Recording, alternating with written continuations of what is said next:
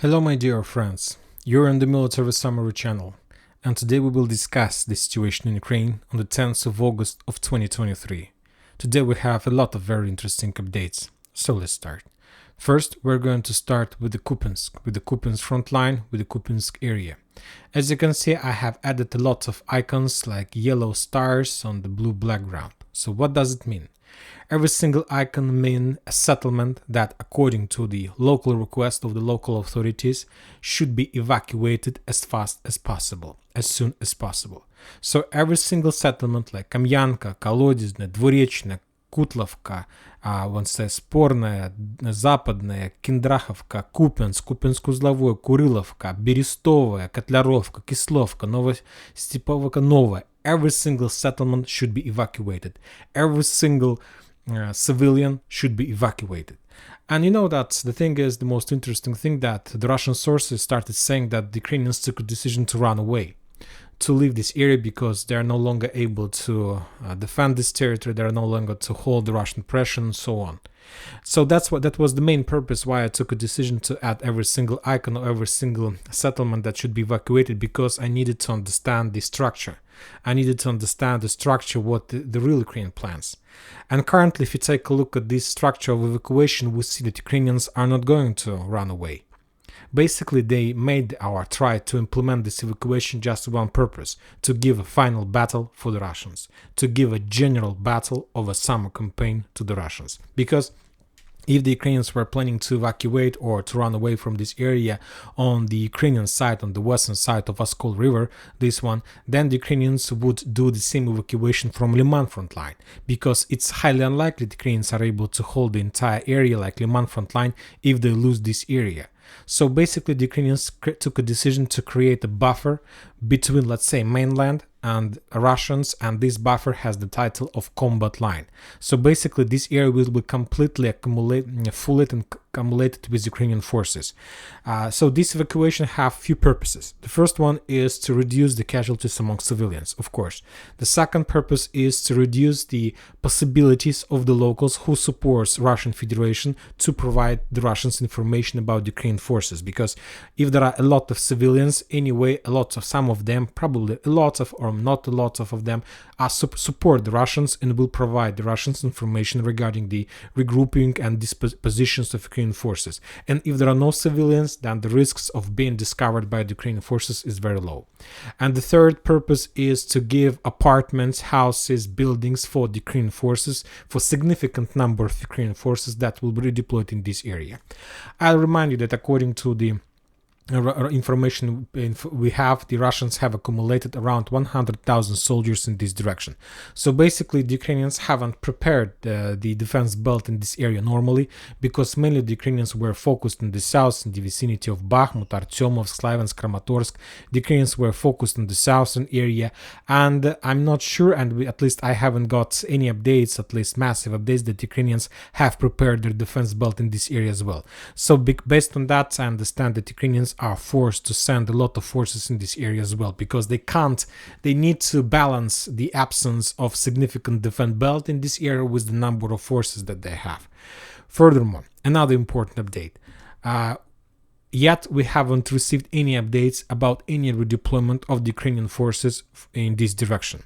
So basically, the Ukrainians have two possibilities how to send forces in this area. The first road is from Kharkiv, Chuguyev, Kupyansk. So this is the first area, the first supply road that Ukrainians can use for redeployment of their forces in this direction. And the benefits of this road is that this area is located very close to Kharkiv, so the Ukrainians don't need a lot of time to redeploy forces. The negative thing is that this is just one road that is under complete Russian control, and I expect that within the next 24-48 hours, the Russians will establish 100% fire control, missile control, guided bomb control over this road, and everything that will use this area will be destroyed under Russian fire. The second road that Ukrainians can use is the area and the railway from Lyman, Slaviansk, Lyman to the north. The same story. Furthermore, a lot of bridges were destroyed during the previous clashes in this area, and I'm not sure that Ukrainians were able to restore this area. Furthermore, another important update. The Ukrainians have evacuated the settlement based on knowledges and reconnaissance intelligence information they have. So basically, according to this configuration, we can say that the main Russian forces currently are located between Novoselovskaya. This is because the first settlement in this area that should be evacuated is Berestova. So basically, the Russians have accumulated their forces along Novoselovskaya. Then this accumulation of forces goes to Lyman Первый, and then these Russian forces goes to Topoli. But important thing that, as I understand, the Russian forces, accumulation of Russian forces, we can see not just on the territory of Ukraine, let's say on the LPR, but as I understand, the Russian forces are accumulated also to the mainland and closer to the, let's say, Belgorod region, and this is not Belgorod region probably, yes, this is Belgorod region. So this red line is the accumulation of Russian 100,000 soldiers. So this is the reason why the Ukrainians also took a decision of evacuation of forces in this part. And as I understand, I expect that Ukrainians, if the Russians, so basically the things that we heard, the updates that we heard about the battle in Lyman Первый in this area is just the first page of the big battle, the final battle of summer military campaign. I expect that within the next 48 hours, the Ukrainians will start attacking the Russians in this area. Somewhere in the vicinity in Novopetrovka, the Ukrainians will try to attack the Russians in Dolga, and of course the Russians, the main attack of the Ukrainians is to attack Sobolevka and to cut supply roads, these black lines that goes from the mainland to the south, with purpose to shut down and to cut the supply and support that goes in this direction. At least if I were the Ukrainian commander, this is the first thing I would implement as a result of the final grand battle, the final battle of the Kupyansk front line. I would try to cut the road between Valuki and, let's say, Lyman Первый. So this black line, the main important Russian supply road, as the Russians should do with the main supply road that goes from Kharkiv to Kupyansk and from Lyman to Kupyansk. The Ukrainians need to establish the same control between Valuki and, let's say, the Kupyansk frontline, Kremenaya, or something like this. Of course, the Russians still have a lot of supplies from the western part, but in this case, you're gonna need to use just regular trucks, and sometimes it's not very comfortable. At least it's not the same thing as the usage of the railways from Kharkiv. So completely two different levels of supply that both sides can afford themselves. Furthermore, we still have receiving updates from Synkivka, from the settlement. By the way, according to the Ukrainian order, this settlement should be evacuated as well. Today we got at least two updates that the Russians managed to enter the settlement and to capture the settlement. Some sources are saying that there are very fierce fightings and clashes, and according to information we have, the Ukrainians took a decision to step back from Synkivka in direction of Petropavlovka, in direction of Kupyansk. So as we can see, the Ukrainians learned some lessons from the clashes of let's say Bakhmut, of Artyomovsk, and so on. Currently, the positions of the Ukrainian forces is better in comparison with the Russians, and the main thing is that the western part of Kupyansk, that located on the western part of Oskol River, I will add Oskol River on the map, is located on the hill. So everything that's on the right side of this line is on the hill. So basically, from these positions, from the western part of Kupyansk, the Ukrainians can control everything, and they basically don't need these villages like Synkivka, like Kislovka, Kotlarovka, but they will continue fighting for these two settlements because there is a railways and roads, and it's also you need to spend some time and to waste some infantry and soldiers before crossing these railways. The only thing that the Russians will be able to capture without problems is the fields between Synkivka, Petropavlovka, Stepovo, Novoselovka. So these fields will be captured by the Russians within the next probably week. So within the next 2 or week, the Russians will try to get as close as possible to the main settlements and the main area of clashes. I'm talking about the route N26 and the settlement by the name of Petropavlovka. Furthermore, as we discussed, we got updates that the Russians have already established control over Synkivka. But the Russians, the Minister of Defense of Russian Federation, haven't provided us such updates. The Russians reported that they just managed to develop their positions in the vicinity of these settlements, managed to capture additional strongholds, and for example, as a result of clashes on the Kupyansk front line during the previous week, the Russians have already established control of more than 28 strongholds. So it's trenches, checkpoints, local strongholds. It's a significant number of positions that Ukrainians were forced to leave. Furthermore, as we discussed, the General Syrsky, the commander of Ukrainian army, infantry army was adopted on position of commander of defense operation of Kupyansk. This man lost almost every single defense battles in the past. Probably he managed to got some experience, he got some lessons from those battles, and probably he will try to show his best in this operation. So we need to pay attention to the northern area, we need to pay attention to Synkivka and Kupyansk itself, and to number of forces that both sides are able to involve in this operation. But one more time, according to the geography of the of evacuated cities, I see that Ukrainians are not going to step back and run away. They're just trying to reduce the negative factors in their defensive operation. Furthermore, very interesting update we got from this area, and according to Ukrainian sources, the Russians also have accumulated significant number of Russian forces in the vicinity of small settlement by the name of Kamyanka in this area, right like on the Russian border. So, and probably we were expecting that the Russians would try to cross Oskol River somewhere in the vicinity of Dvoryechne, and according to information we have, as we remember during the previous days, the Russians have already established two bridgeheads on this side of Oskol River, the first one on the south of Dvoryechne and the second one on the north in the vicinity of the settlement Novomlinsk. But according to Ukrainian intelligence, Ukrainian reconnaissance information, the Russians are planning to cross the river in the vicinity of Kamyanka and to capture this settlement and to create a offensive bridgehead exactly in this area. So this is the first, or at least the next target of the Russians within the next few days before the beginning of the real phase of the general battle of the Kupyansk front line. Also, this area is located very close to the mainland, and probably the Russians also understand the value of the settlement Urazova over this area, so that's why they will counterattack and they will try to attack from this bridgehead as well. So we're like before the beginning of the general battle, before the beginning of the main clashes of this area. The Russians reported that as a result of fierce fightings in the Kupyansk front line, the Ukrainians lost 55 soldiers, 5 armored vehicles and 2 artillery systems, mainly the artillery systems of Western productions. When talking, if we compare the numbers with the previous days, the Ukrainians lost 75 soldiers, and the day before yesterday 110 soldiers. So basically parties at the final stage of preparation. So we'll see what is going to be next. Now we're moving further to the south, and we're going to talk about Lyman front line. There are no changes in this area, but I expect that the Russians will use this territory as the secondary direction to attack, because they need to force the Ukrainians to send reserves from the north to the south, and the only possible solution to do this is to start attacking in this area.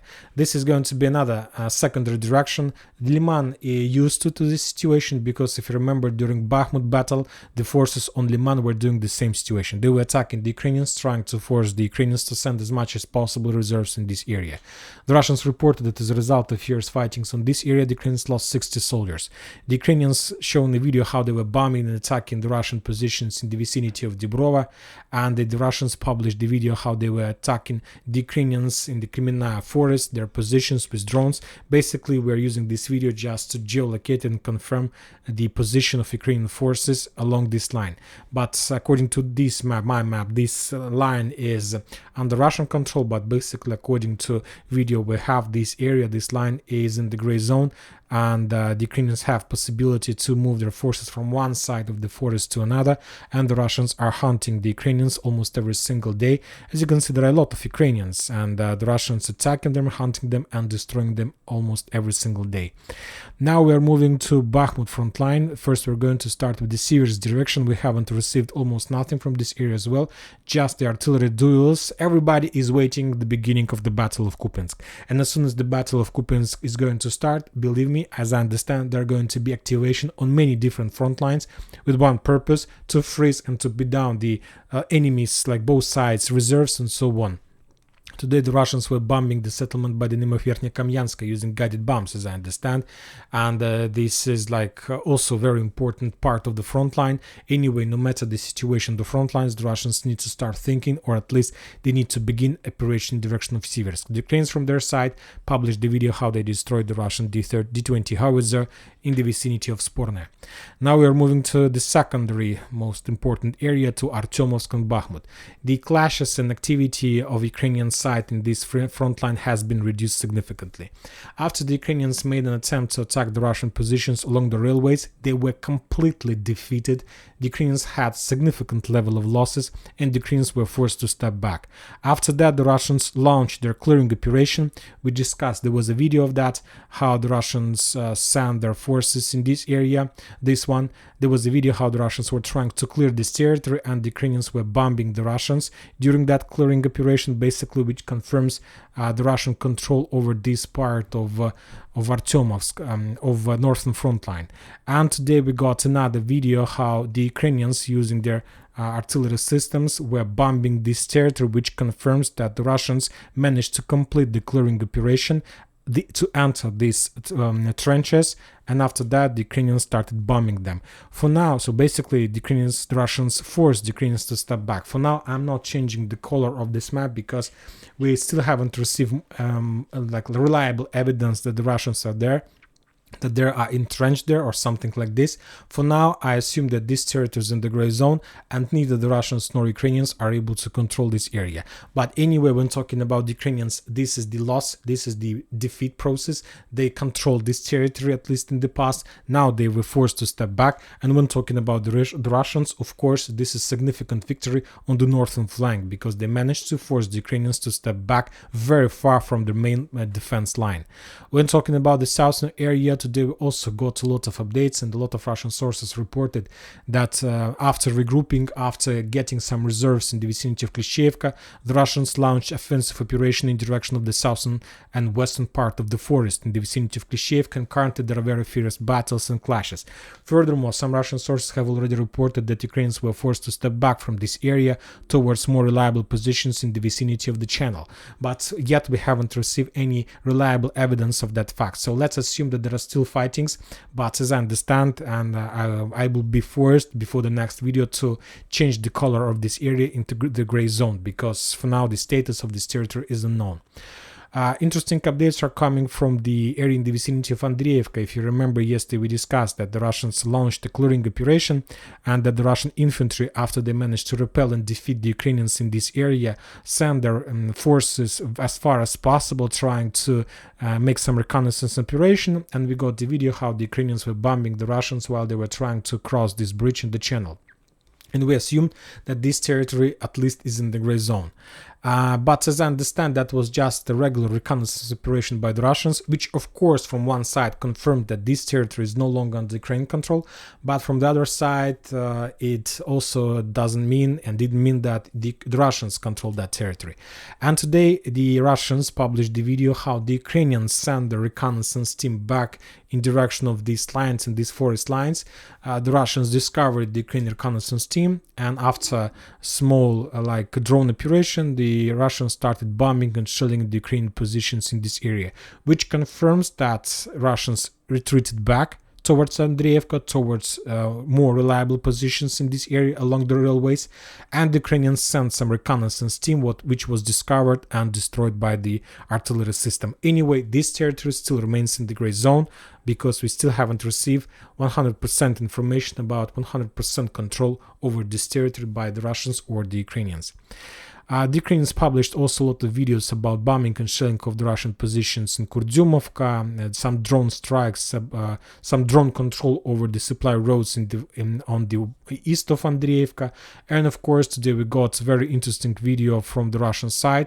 The Russians published another episode of Battle of Klishchiivka. The Ukrainians sent another convoy, a significant number of forces trying to penetrate the Russians' defense belt. The Russians controlled that situation. They started bombing and shelling the Ukrainians during that move, and the Ukrainians had significant losses. As you can see, infantry landed. After that, the Russians started bombing the infantry on the fields, and after such a heavy losses, the Russians, as we discussed, launched counteroffensive, and the Ukrainians were forced to step back very far from Klishchiivka. So basically, the Battle of Klishchiivka, at least maybe operational period of that battle, has ended. I'm not sure whether the Ukrainians are going to restart any operation in this area, because now they need to be focused on the Kupyansk front line, and they need to send there as much as possible. Another important update about Klishchiivka. If you remember the number of forces that and the types of forces from the Ukrainian side that were involved in that operation, and today the Western sources map has been updated, and today we got the first we start receiving the first consequences of Ukrainian suicide operation in direction of Klishchiivka, and I'm talking about the 24th separate assault battalion Aidar of 5th Assault Brigade. This battalion was one of the most important part of offensive operation in direction of Klishchiivka, and after very fierce clashes and probably as a result of very big losses, the Ukrainian authorities, military authorities, took a decision to move this brigade from the combat line for regrouping, restoring, and getting more mobilized forces inside of this battalion.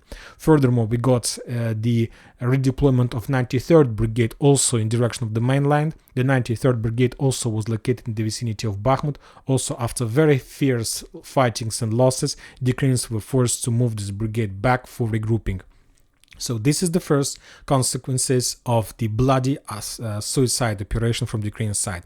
And as I understand, the next days we're going to see more and more brigades that will be removed from the combat line somewhere in direction of the mainland, and they will be replaced by the newly mobilized territory defense forces that can't do anything but just to win some time by their own lives. Now we are moving to Vremivka tactical bridgehead. First of all, let's finish with Donetsk. The Russians reported that as a result of fierce fightings on the Donetsk front line, the Ukrainians lost 290 soldiers, 5 armored vehicles, and 6 artillery systems. As you can see, the level of losses still on the very heavy level. The Russians repelled around 17 attacks, and main attacks took place in the vicinity of Bakhmut, Artyomovsk, and of course in the vicinity of Mariinka and Donetsk area. Today, the Russians published the video how they were bombing and shelling the positions of the Ukrainians on the north of Novomikhailivka, the area that the Russians are trying to bomb and to reduce the Ukrainian positions as much as possible. On this video, we see how the Russians were bombing the trenches, the Ukrainian positions. This video is geolocated, but basically this video confirms that the Russians are not controlling this, at least this part of the field. We will improve the map before the next video because this area, or at least is in the gray zone, or at least under Ukrainian control. So, and I'm talking about these fields. This one. So this area will be turned back to the gray zone, as I understand. When talking about Novomikhailivka, we haven't received anything from this bridgehead. Some updates we got from the South Donetsk area. The Russians continue bombing and shelling the Ukrainian positions in the vicinity of Ugledar. The Russians were trying to they discovered, or they knew about those checkpoints and like fire positions in those settlements. Just the regular artillery duels with attempt to destroy another checkpoint or another stronghold in the vicinity of Ugledar, and of course in the vicinity of Prichistovka. On this video, we see that the Russians discovered the Ukrainian positions, and as a result of artillery strike, they destroyed another local ammo depot. When talking about Robotyne, the Ukrainians still continue attacking with this settlement from two sides, from the northern side and from the western side, from Staromayorsk. But when talking about the northern area, the Ukrainians are able to use armored vehicles because there is no problems to communicate with Velika Novoselovka and to send armored fists. But when talking about Staromayorsk, the Ukrainians are trying to operate just with infantry and troops, which increase the level of losses of the Ukrainians in this area. The Russians still controls Robotyne, but I have changed the color of this area into the gray zone because, as I understand, not the entire settlement is under Russian control, and basically, and sooner or later, the Russians will be forced to step back, of course, if they can't do anything. But for now, they haven't managed to change the rules of the game, and the Ukrainians are attacking and pushing the Russians. We got one more time the video of the clashes in the southern part, which controls that Ukrainians have possibilities to cross the river Mokroyali and to enter the settlement from the west. The Russians reported that as a result of clashes in this area, the Ukrainians lost 130 soldiers and 2 armored vehicles. The Russians from their side were bombing and trying to attack the Ukrainian positions in Blagodatne and in Velika Novoselovka, trying to reduce the level of reinforcements and reserves that Ukrainians can use to send them in direction of Robotyne. For now, as I understand, the tactics worked out, but what is going to be tomorrow, nobody knows. Now we are moving to the Bradley Square to Orekhov Bridgehead. When talking about Petykhatki, we stopped receiving any updates from this area, probably 2 weeks. The last updates from this area took place around 2 weeks, but we got a lot of updates from Robotyne. There are still very fierce clashes in this area. The Ukrainians made another attempt to counterattack the Russian positions, and they were trying to enter Robotyne, and some sources are saying that the Ukrainians probably even managed to enter the settlement for a few seconds or minutes, but after that Russian counterattack, the Ukrainian forces were forced to step back towards the northern area. The Ukrainians continue bombing and shelling Robotyne, trying to discover the Russian positions, trying to discover their local operational ammo depots. And probably they're doing this not very successful, because as we see, there are no problems for the Russians to control the settlement and to control the area in the vicinity of the settlement. Furthermore, the Ukrainians today made another attempt to attack, and somewhere at 10 a.m. they made a small offensive operation, but the Russians discovered the Ukrainian positions and started bombing them and shelling with cluster rounds, with artillery, with all types of weapon, because according to the Russian sources today, the Ukrainians made a lot of attempts, but mainly they were using infantry. And of course, when Ukrainians use infantry on the fields, the Russians use cluster rounds, and the losses of Ukrainian forces are very heavy. For example, in this video we see, this video is geolocated, the usage of cluster rounds. We see the square meters of fields that were under cluster rounds attacks. The only thing we don't see is the level of Ukrainian soldiers that were buried under the rain of Russian cluster rounds in this area. The Russians reported that as a result of fierce fightings on the Bradley Square, the Ukrainians lost 125 soldiers, 5 armored vehicles, including 1 tank. So as you can see, the level of losses is also very heavy, but there were no real attacks from the Ukrainian side, just reconnaissance in force, or probably reconnaissance in combat.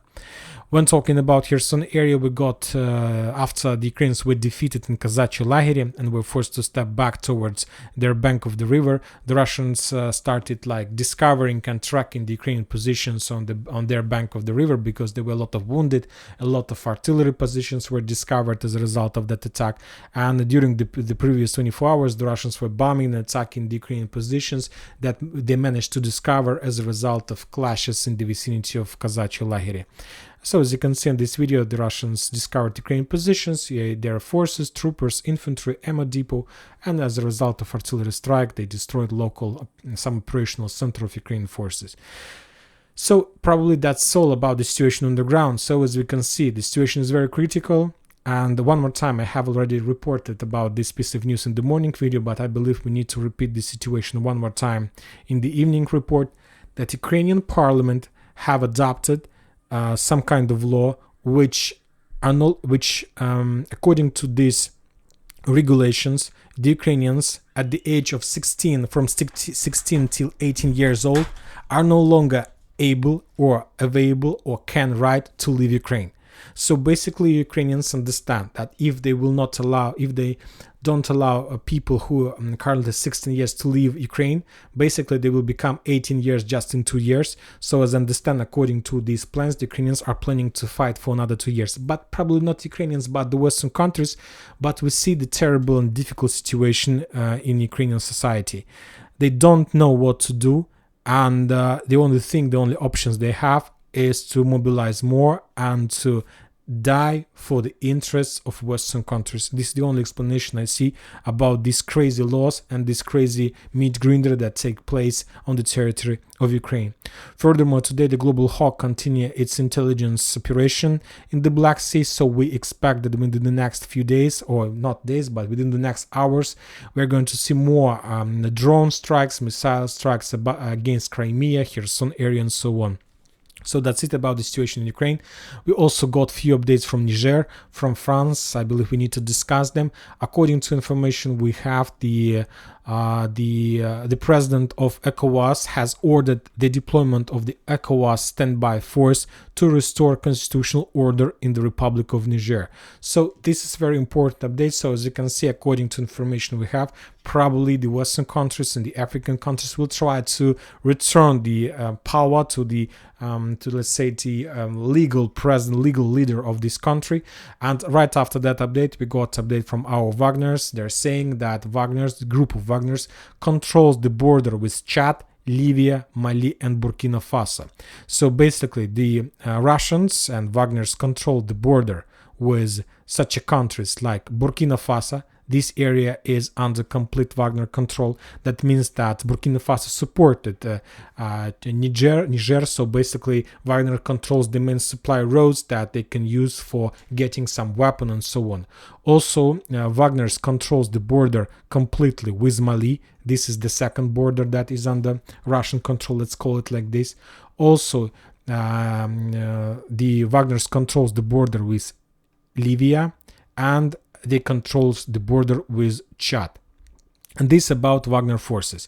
As I understand, the main the forces of United States of America and Africa controls the border with Algeria, with this country. So this area is under control. This border is under control of United States of America and France. And the borders with Nigeria and Benin is under control probably of the local forces. So I don't have any updates, any information regarding this border. And as I understand, this border is going to be the main place of battles, if any battles is going to take place. So exactly along this line.